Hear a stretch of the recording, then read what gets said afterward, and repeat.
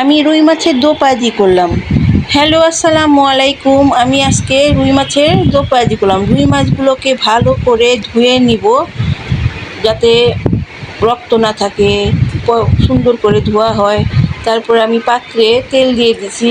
এখন পেঁয়াজ দিয়ে আমি এই পেঁয়াজটাকে ভাজা ভাজা করে নিব। পেঁয়াজটাকে আমি ভালো করে ভাজা ভাজা করে নিব। রুই মাছের দো পাজির জন্য পেঁয়াজটা ভাজা ভাজা না হলে পেঁয়াজগুলো তাকিয়ে থাকে। এই ভাজা ভাজা হয়ে গেছে। এখন আমি মশলা দিব, তারপরে হলুদ দিব, তারপর পানি দিয়ে ভালোভাবে কষাবো। একটু আদা রসুন দিব, দিয়ে আমি এটাকে ভালোভাবে কষিয়ে নিব। রুই মাছের দো পাজির মধ্যে একটু আদা রসুন না দিলে আবার ভালো লাগে না। আর অন্যদিকে আমি আলুগুলো এইভাবে কেটেছি। আলুগুলো কেটে আমি ভালো করে ধুয়ে আমি ওই কষানো তরকারির মধ্যে দিয়ে দিলাম। একটু আমি ভালোভাবে আলুগুলোকে কষিয়ে নিব।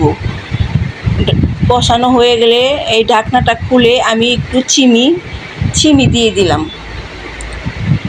চিনি দিয়ে দিলাম। এখন টমেটো দিয়ে দিলাম। টমেটো দিয়ে আবার একটু আমি এটিকে একটু কষাবো ভালোভাবে। টমেটোটা তারপরে চিনিটা যাতে গলে একটু আবার কষিয়ে নিব। কষানো হয়ে গেলে আমি রুই মাছগুলো ধুয়ে রেখেছিলাম, সেগুলো আমি দিয়ে দিব। সবগুলো মাছ আমি বিছিয়ে সুন্দর করে দিয়ে দিব। বিছিয়ে দেওয়ার পর আমি মাছগুলোর মধ্যে একটু পানি দিয়ে আমি ভালোভাবে মাছগুলোকে কষাবো। এই পানি দিয়ে দিলাম, দিয়ে আমি মাছগুলোকে ভালোভাবে কষাবো। কষানো হয়ে গেলে আমি ওই মাছগুলোর মধ্যে আমি ধনিয়া পাতা দিয়ে দিব। ধনিয়া পাতা দিয়ে আমি ভালোভাবে মাছগুলোকে কষাবো। মাছগুলো একটু কষা কষা হয়ে আসলে আমি নামিয়ে ফেলবো। কষা কষা হয়ে আসছে, এই নামিয়ে ফেললাম। এই দিয়ে রুই মাছের দো পেঁয়াজি দিয়ে আলু টমেটো চিনি দিয়ে দেখতে খুব সুন্দর। আল্লাহ হাফেজ।